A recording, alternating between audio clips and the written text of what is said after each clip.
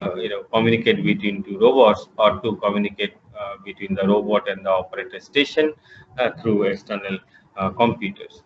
Then software is the motion control, kinematics, dynamic and path planning. So for that we need to generate the algorithm, we need to develop the kinematic model, dynamic model, as well as path planning algorithm. Suppose a robot is instructed to move along a lawnmower path. A robot is instructed to move along a circular path. A robot is instructed to move along a straight line path. In that case, you need to write the appropriate algorithm based on the kinematic and dynamic model of the system. And that path planning also you need to do the path according to your requirement, and then the controller will take action based on the software comments that are being fed to the graphical user interface. Then though you have instructed the robot, okay, you move as per our direction, but whether it has reached to the position what you desire or not, for that you need to have sensor. So sensor data acquisition and interpretation is very important factor. Okay, so motion controllers for controlling the joint motions, that is also very important. So this is for manipulator, and of course artificial intelligence and machine learning based tools for embedded intelligence. Like whenever a manipulator is moving, somebody reach that work envelope. In that case, it is required to avoid that obstacle by the manipulator. Even when a mobile robot is moving in a work envelope and some object is suddenly coming in front of in front of this mobile robot. In that case, the mobile robot should have that intelligent, embedded intelligence to avoid the obstacle. So obstacle avoidance algorithms are normally achieved by two, three framework, like fuzzy logic based software framework can give you obstacle avoidance capability. Then potential field theory also provide you the capability of. Yes. Hello. Any question, please, Mr. Obhijit? Any problem? Hello. No, sir. Okay. So, am I audible to you all? Yes, sir. Okay. So, as I said, that software, robot hardware and software, these are very important part to develop a robotic system. Sensors are very, essential component of robotic system. So, once if you develop a mathematical model with 100% accurate manner, in that case, there is no need to use sensors. But while doing the mathematical model, we need to have, or we use lot of assumptions. That's why the sensor is needed to know the exact position of the robot, and accordingly we need to take further action, or we need to send the further signal to the control system, so that the robot error what is associated with the real position and the commanded position, so it can be corrected in a particular or in the next movement. So that's why sensor is very much essential for any kind of robotic system. So it might be for to know the positional information of the robot, or to know the environmental circumstances around the robot.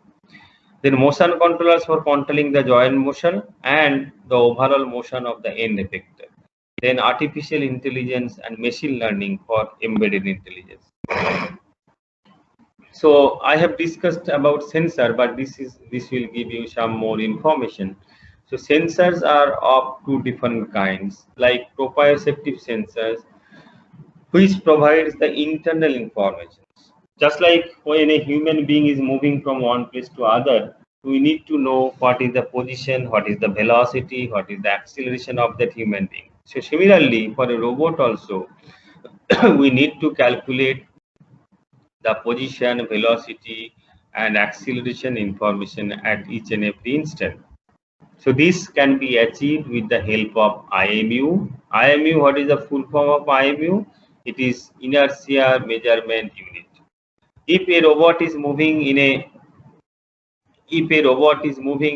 a plane, just like in ground, then it will have how many degree of freedom?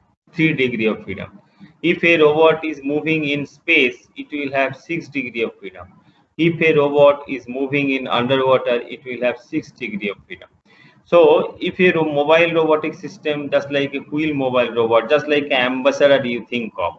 So that ambassador, if you are thinking that that is a robot, and what kind of IMU will be required? It will have 3 degree of freedom. In that case, we can take a 2-axis, IMU, just like it will have x directional acceleration and y directional acceleration. And in that case, we can find out the position of that ambassador at each and every instant. So that acceleration, if we integrate, then we will get the velocity, and if you integrate the velocity, we will get the position. Similarly, it will have orientation with respect to z-axis. Suppose if you think of a robot which is moving in a ground, that means a 2D plane. It will have 3 degree of freedom. One is x, another is y, and another is rotation with respect to z-axis. So can you think of an ambassador? Ambassador is having 3 degree of freedom. Okay.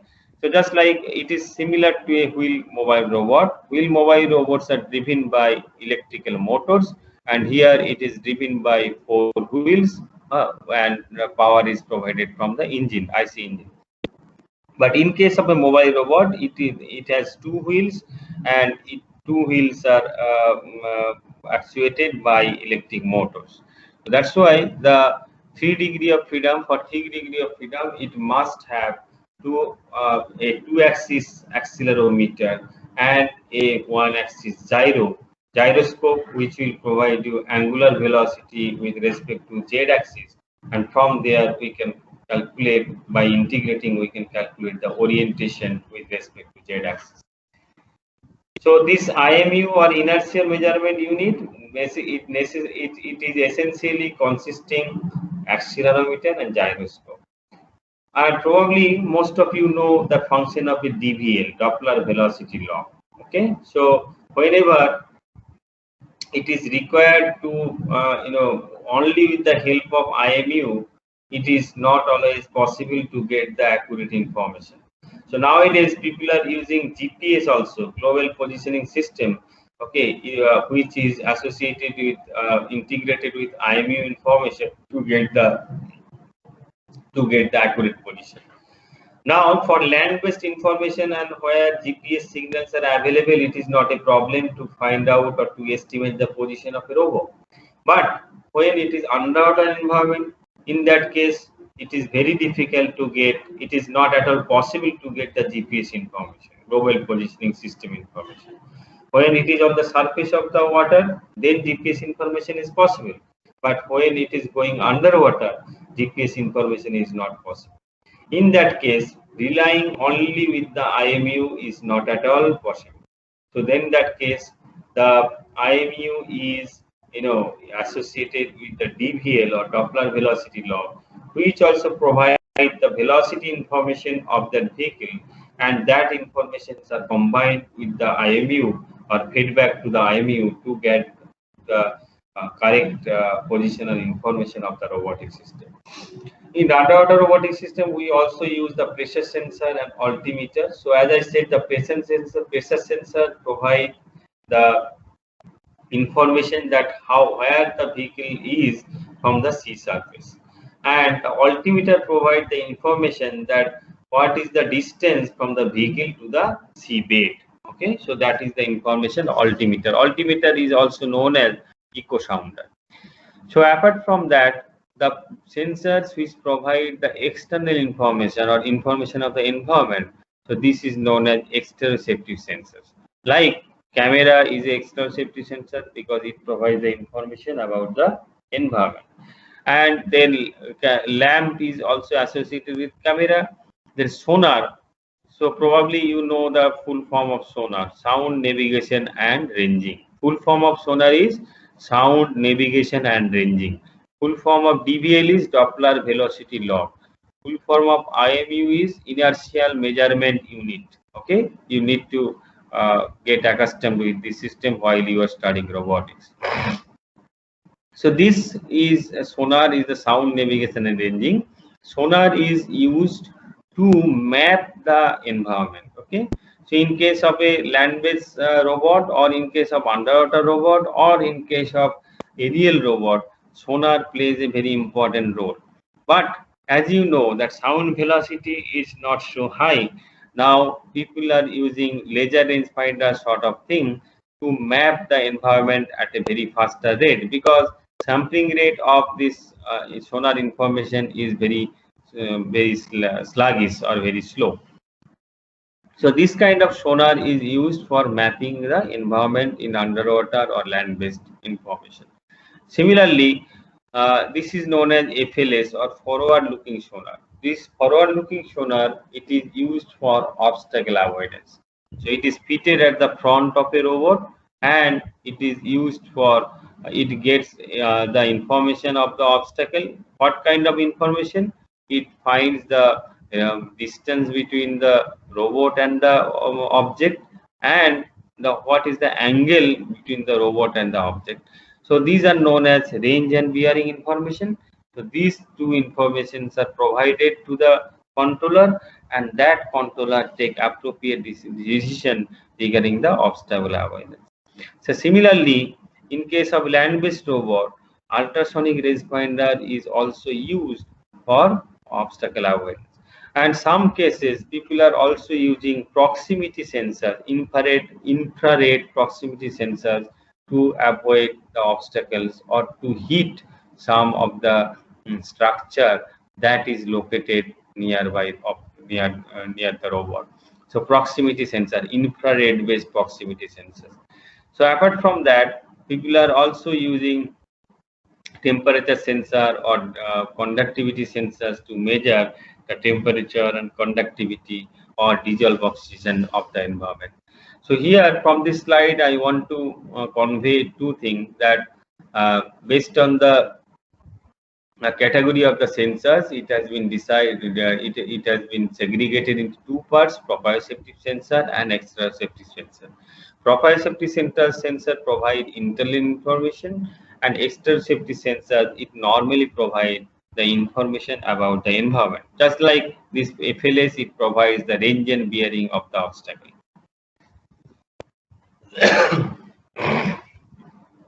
Now, if we want to design a robot, what is the requirements? Okay, so we said that a robotic system, it consists of various modules, but in layman's term, we need to freeze the requirement.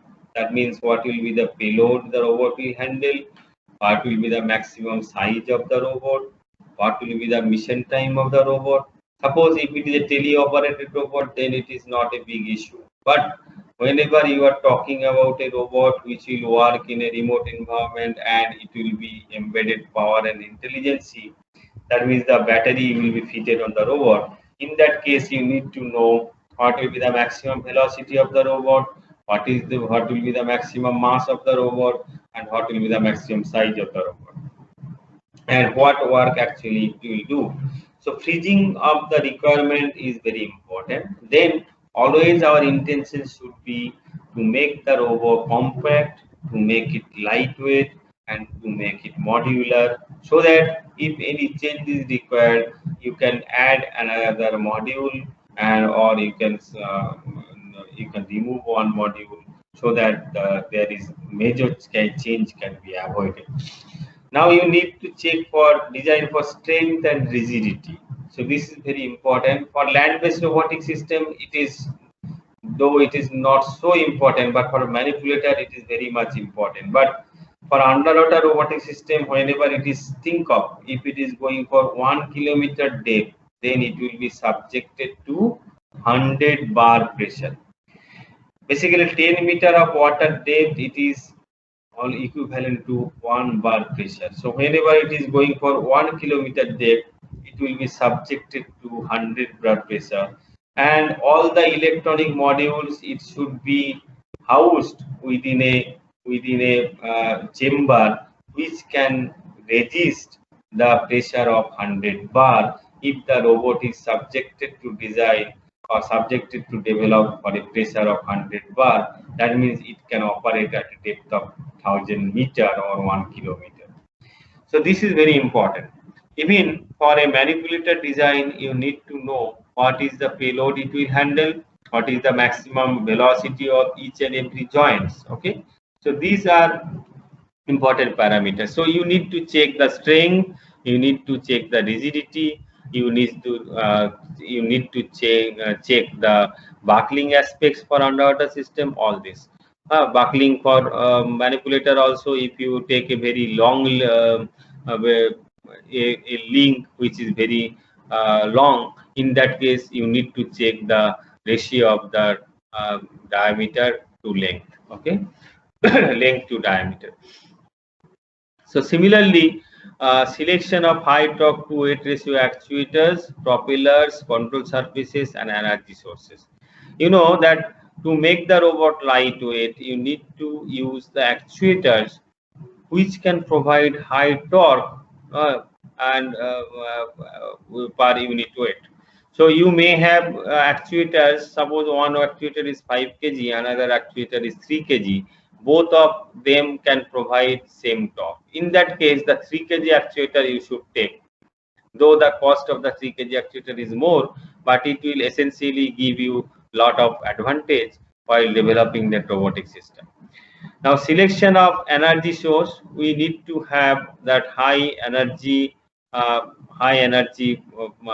volume or per unit volume, or high energy per unit weight sources. Okay, we need to have, like present trend is to use lithium polymer batteries, lead acid batteries that are not used for robotic system. But the another issue is that the cost of this lithium polymer batteries comparatively very high than the lead acid or other conventional batteries. That's why robotic system development, if you want to make compact, lightweight, and modular, and depending on your requirement, you need to choose the appropriate components starting from actuators, energy source, sensors, and other electronic hardwares. Now, selection of appropriate sensors, then operational reliability.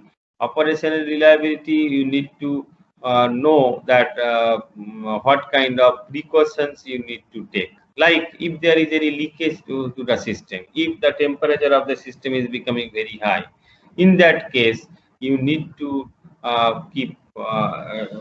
you need to have certain hardwares which are sensors. You need to develop some sensors which will provide that information that there is a leakage in inside that controller or hull, and then it will sense the leakage and ultimately it will stop the overall system. So this operational reliability is another. You need to operational reliability from other point of view, that you need to test the system for several times. You need to run your system in the actual environment for long time. So that will give you the operational reliability or consistency. Then high data quality and efficiency. This is also possible with the help of sensors. So if the bandwidth of the sensor is high, then you will get high data quality and efficiency. So that's why that depending on your requirement, you need to choose the appropriate hardware starting from sensors, actuator, and all these, as I told earlier also. Then you should have redundancy. Suppose in case of land-based system, you may not have so much redundancy, but the system which are working or which are going for space, which are going for underwater, you need to have sufficient redundancy, so that if one sensor is failed, you can the overall system or our algorithm can detect the position of that system if some sensor is failed. The real-time data monitoring, your bandwidth of the system should be show that you can see the sensor data, what kind of plots are coming, and what is the position of the vehicle, what is the current state of energy of the system. The critical parameter that needs to be monitored for the operation of a robot is very important. Like if a system is subjected to battery without any telepower, in that case you need to know what is the energy left at a particular instant, and that information should be passed to the control system guys or to the operator at each and every instance, so that he can or she can take any decision while performing a particular mission. Then robust communication in case of land-based vehicle, nowadays RF communication is very much used, but for aerial thing also RF is used. But for underwater, the communication is still a very critical challenge. Okay, so when the vehicle is on the surface, people can use RF communication, but when the vehicle is underwater, RF will not work. In that case, what to do? In that case, only we have to rely on acoustic communication. Then health monitoring, as I said, health monitoring is like whether there is a leakage into the system, whether there is any oil leakage, whether there is water leakage, whether there is very high temperature increase, whether there is any hotspot. That kind of monitoring can be done with the help of suitable sensors. So these are the basic requirement of designing of robot, and it is very important to get accustomed with these terms, so that while taking any design challenge for a particular robot for a application, most of the things will be required. Now, if I look for evolution of robotics paradigm, so robotics is not a subject that it can be learned within a very short time. Somebody should have good experience in, or somebody should be good in mathematics, because a lot of most of the algorithms that needs involve mathematics. Then, as I said, that if you don't know mathematics, or if you have very good software programming background, then you can take help of other engineers like mechanical or electronics, so that they can help you in developing the algorithm, and you can write down the software for them. So if you think of a humanoid robot, where Honda Japan, a Japanese company, Honda, they have taken a prominent role, and they have started the development from 1986, and it took almost 20 years to come up with this man, which is known as humanoid robot, which is known as ASIMO. Okay, so ASIMO is this is the first humanoid robot, and it has come through various kind of evolution you can think of. Okay, so these are some of the manipulators you can think of, inverted manipulator sort of thing. And it was, first step was like this, then they have put battery to make the mission time and others. So stability and control is another major aspect of humanoid robot development. Nowadays, you know that robot challenges, various robot challenges like DARPA. Okay, they are robotic humanoids. They are playing the football. They are playing the tennis ball. They are participating in various challenges. So, what kind of development took place in recent era, so that the robotic humanoids, they are playing the footballs. They are playing the tennis ball. So, ultimate aim is to develop a humanoid teams which can defeat the World Cup soccer winner, that real winner in 1950. So that is the major aim, and in that direction, the whole world is in the business or in the domain of humanoid robot development, and they are different countries, they are participating in the various challenges, so that the best team of humanoid robot, they can beat the World Cup winner of real human team. Okay, so ASIMO is full form is advanced step in mobility. Okay, and advanced step in integrated mobility, ASIMO. So development of humanoid robots. So this is Katsi Honda. So what I mean to say that robotics is not a job for 6 months or 1 year. Okay, first thing is you need to learn the various domains of robotics, and then if you start development, or if you start if you start from scratch, then it will take time. But if you are little bit advanced, then you can cope up with the situation, or you can develop the system within shorter time than it would have been taken. So, and as at present days, lot of technologies are available. If you spend money, you can take the basic frame, you can customize it for some application. So if you think of the development in the domain of space robots, so probably you have heard that recently, just 1.5 years back, India, they have they basically tried for Chandrayaan 2. So unfortunately, it was not fully succeeded. But can you think of that kind of development it took place? So you just see that this is 50 years ago. This is Apollo 1. This was launched, and sent to moon. Then recently in 2019.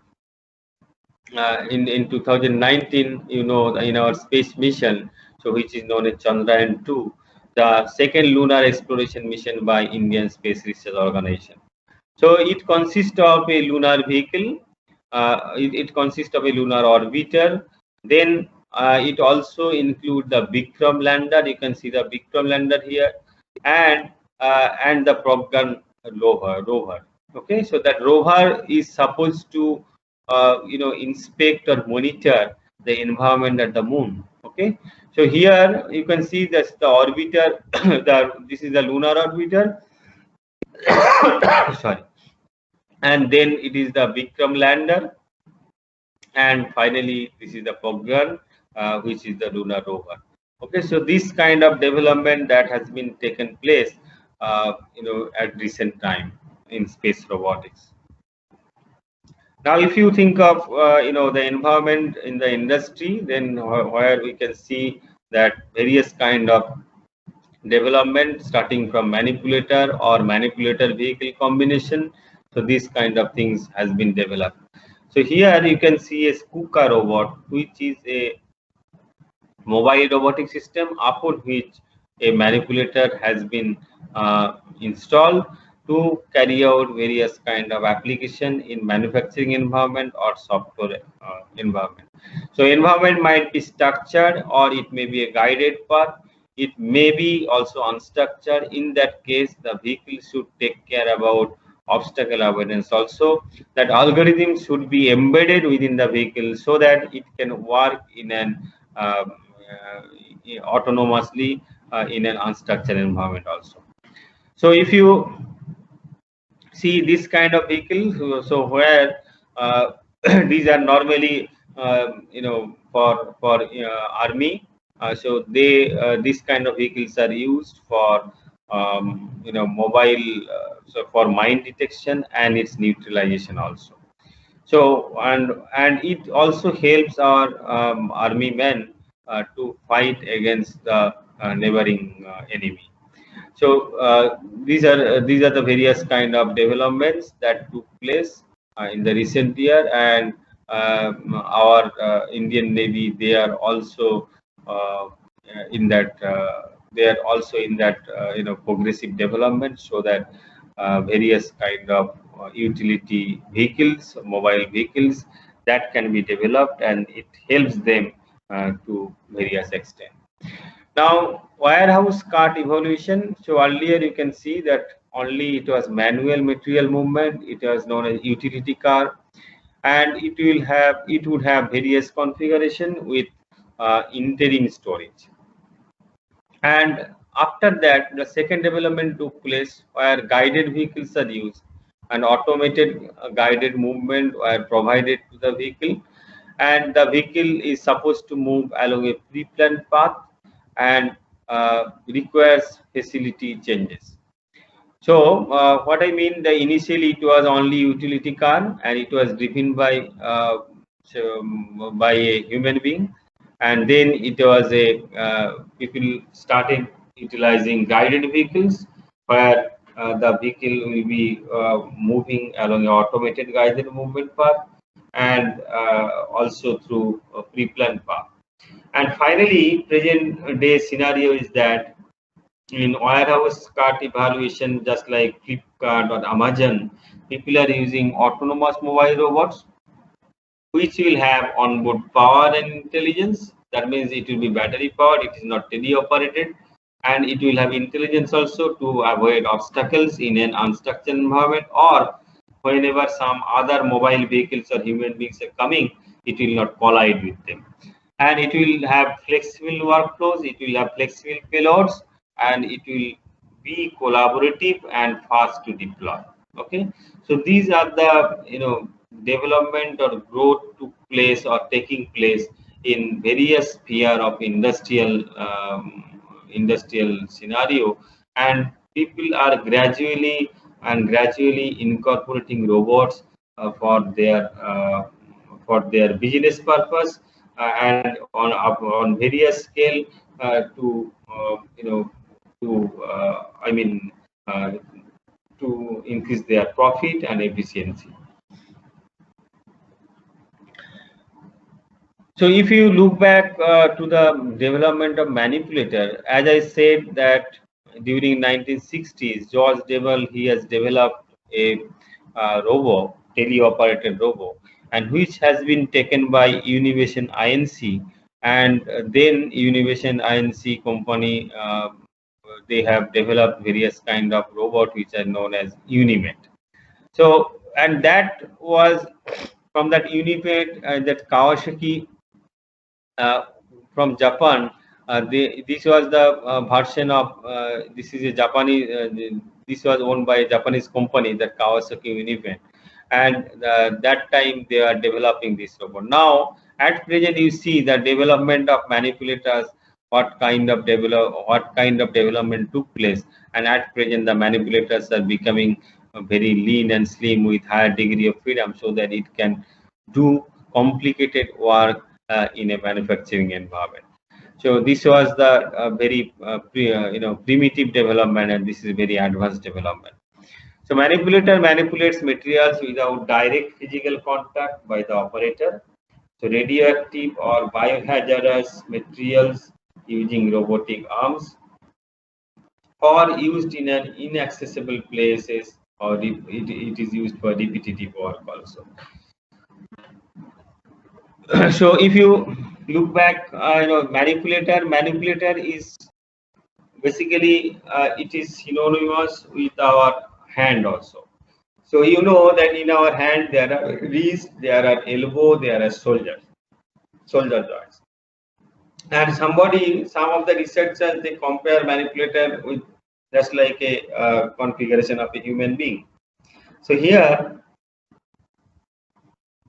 in this case, from Katsi Yasaka Electric Corporation, if you see that this manipulator has different joints. So manipulators are normally consist of link and joint. Depending on your requirement, the manipulator may be 3 degrees of freedom, it may be 4 degrees of freedom, it may be 5 degrees of freedom, it may be 6 degrees of freedom.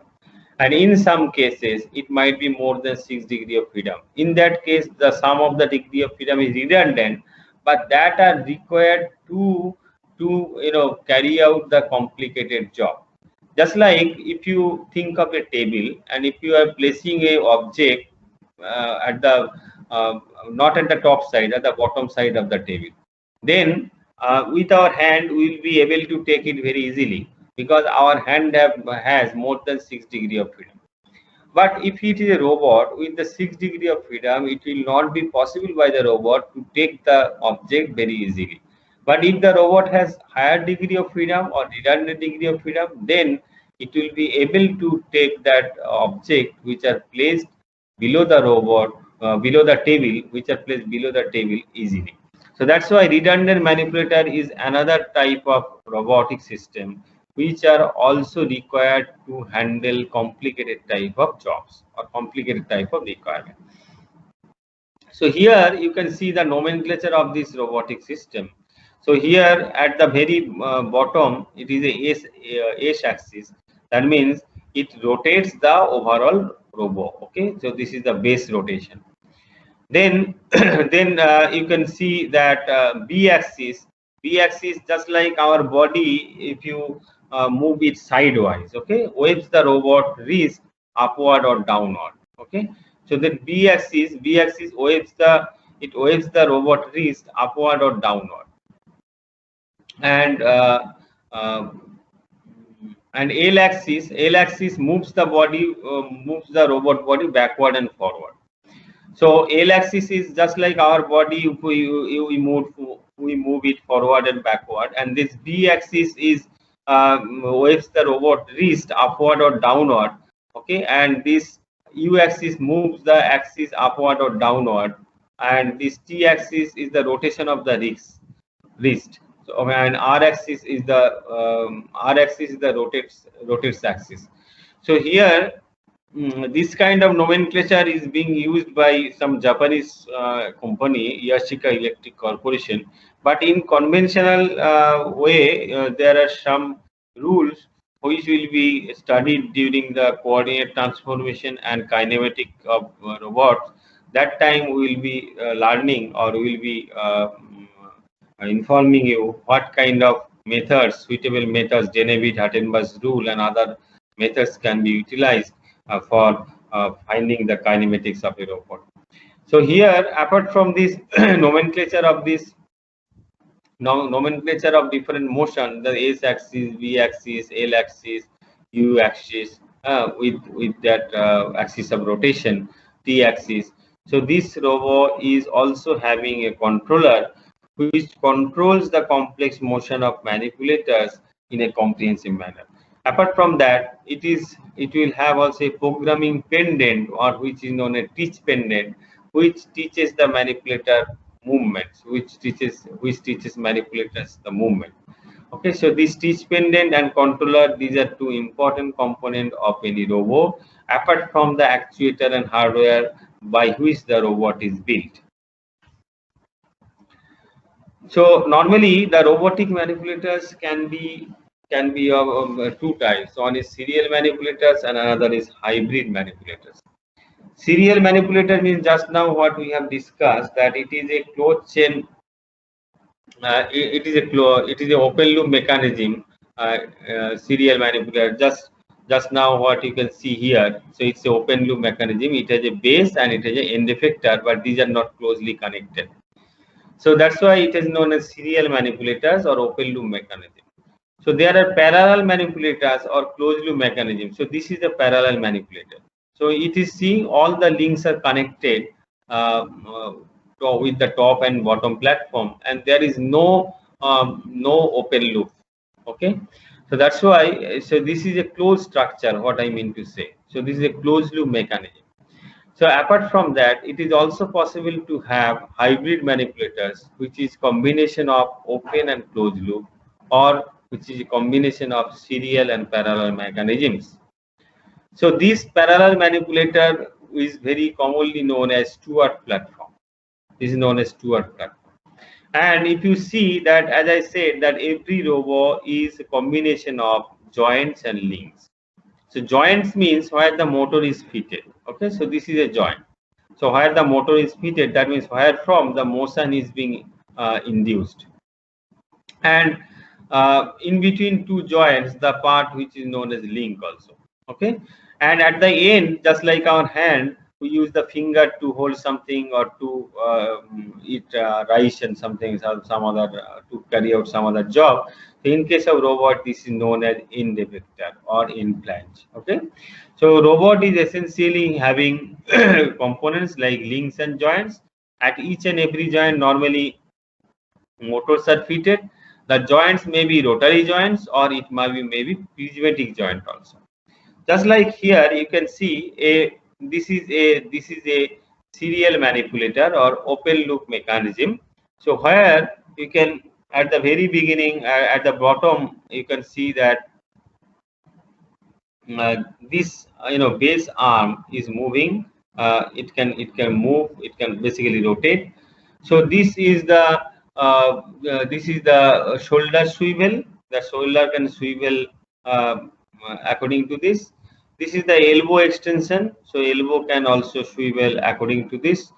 And these are the wrist. So wrist has got 3 degrees of freedom. One is roll, another is pitch and yaw.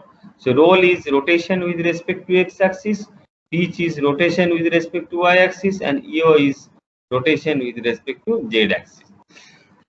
So this serial manipulator is having 6 degrees of freedom. So 3 degrees of freedom, one is for base arm, another is for shoulder swivel, and another is for elbow extension. Okay, so these are the 3 degrees of freedom, and this end effector is having another 3 degrees of freedom. So totally the robot is having 6 degrees of freedom. So apart from that, if we say this this is a Stuart platform, so it is having the prismatic motion. Prismatic means, so one surface is it's a linear motion, that's why it is shown as arrow. So this is the similar configuration of this Stuart platform. So base is fixed and top one is the moving platform, so you can fit customize end effector to carry out various kind of job. Now, if you look back, or we have already studied the various modules of robotic system, kind of development or kind of requirement to design the robotic system, and various evaluation of various paradigms of robotic systems, starting from space robotics, starting from manipulators, and also the land-based mobile robotic system. Now, if you go to the present trend is, or as it is industry robotic, we should also know what is industry 4 and what is the what is the future beyond that. So most of you know that first industrial revolution, it was an era of mechanization, water power and steam power.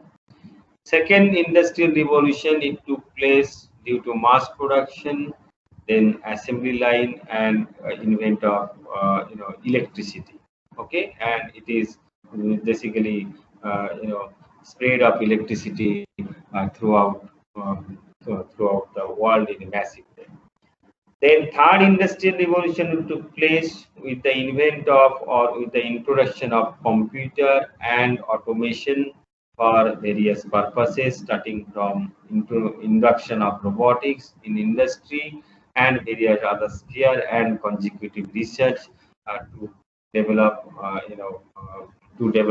various advanced products. And fourth industrial revolution is on cyber physical systems. Okay, cyber physical systems in terms of safety, security, and then embedded intelligence and all this.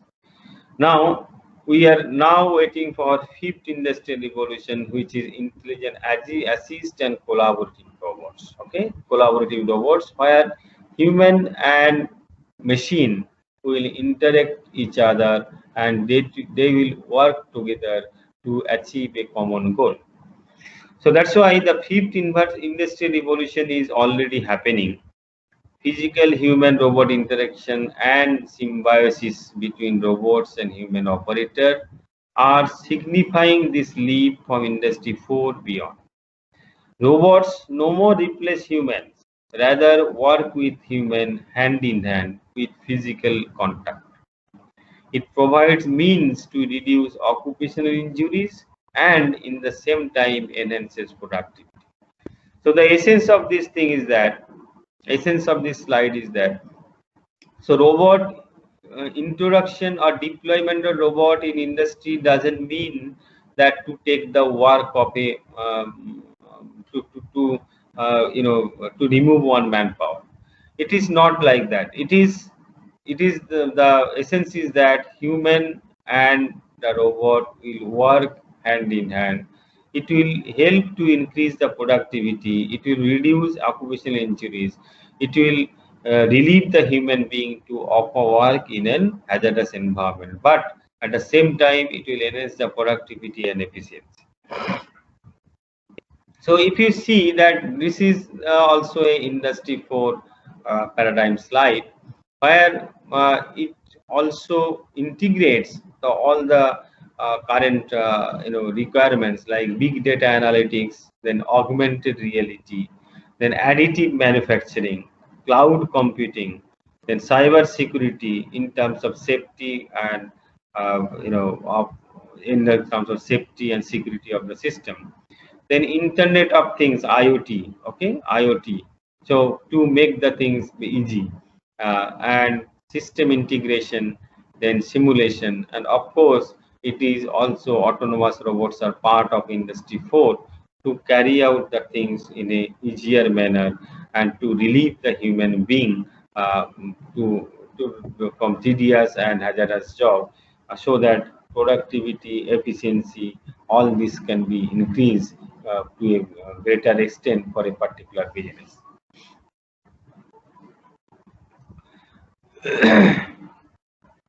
Now, if we look back the growth of robotics, so 5 factors supporting the growth of robotics is collaborative robots in the automation industry. So as I said, the cobots or collaborative robots, which will help or which will work hand in hand in tandem with the human being. So that's why it is known as human machine interaction or human machine interface, or it is also known as human robot interaction, HRI. So robotics as a service, as a new business model, just like you have seen that in Flipkart or in Amazon, they are now utilizing the autonomous robots to handle the massive logistics what they are handling each and every day.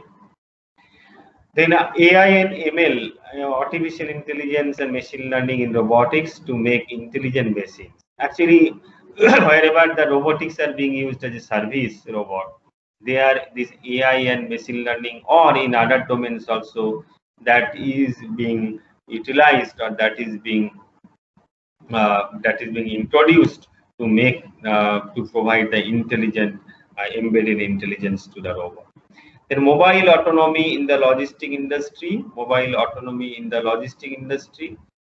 just like in Flipkart and Amazon, and cloud robotics to make lighter, cheaper, and smarter robots. Cloud robotics, so data handling requirement will be less. So all the data will be fed back to the main server or cloud. It will be then as per your requirement, robotic system can utilize that part of that. And in a nutshell, the overall requirement of storing a big, putting a big hard disk on the robot, or putting a big single board computer on the robot for surveillance point of view, that can be avoided. So cloud computing, it helps us to make the system lighter, cheaper, and smarter. So robotics growth, global robotics market revenue in 2018 to 25, the global market of robots is expected to grow at a compound annual growth rate of around 26% to reach just under 210 billion US dollars by 2025. So this is this is from robotics markets.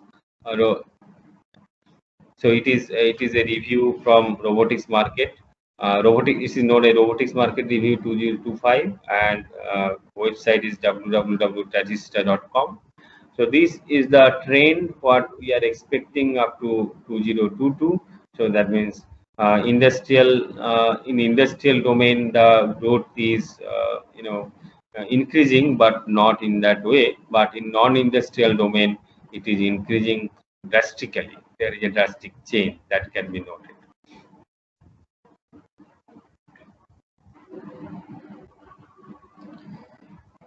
So Abhijit, am I continue for another 15 minutes or I will be skipping then in the next class?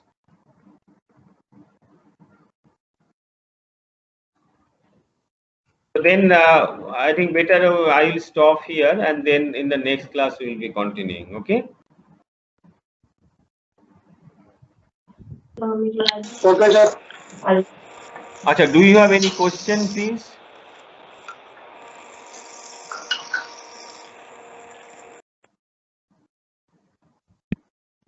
Anybody has any question?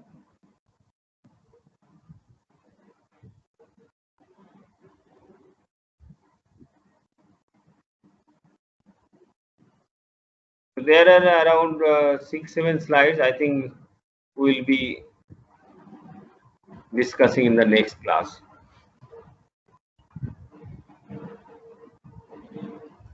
Yeah. Any question, please?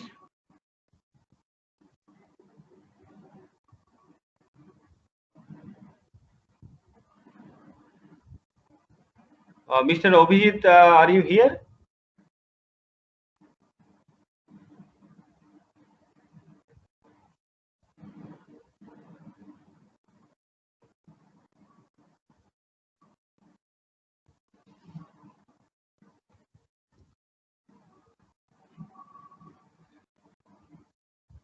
Okay, am I audible?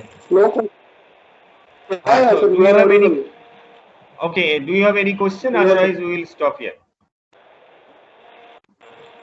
No So just question. now, just to recap, today we have gone through various kind. I have shown you one video where we have shown you the developed robotic system. So you can have some feel that what kind of complexity a system might have. Then we have discussed about generic utility of robots, then application of robots in various domains, and then we have also discussed about various modules of robotic system, and then we have studied what is the how the evolution of robotic system took place for like humanoid robots, then for space kind of robots, then for mobile robots and manipulators.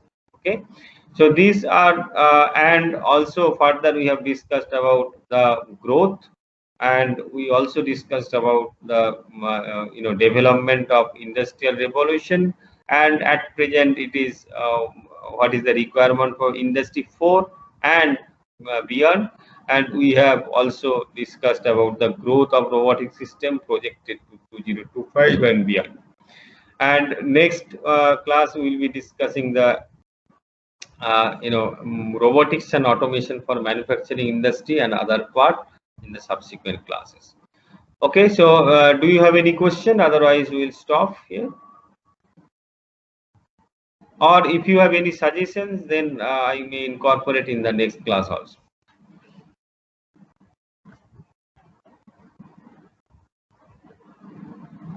And I am sorry that in the last class there was no power. That's why today I have scheduled for 2 hours class.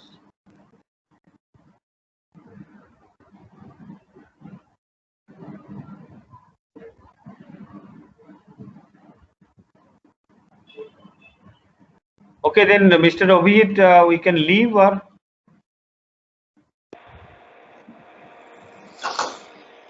Okay, sir. Bye. I think nobody has a question.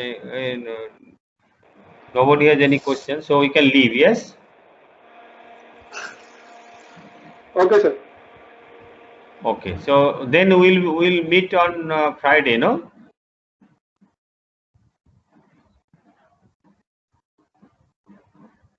So next class will be on Friday.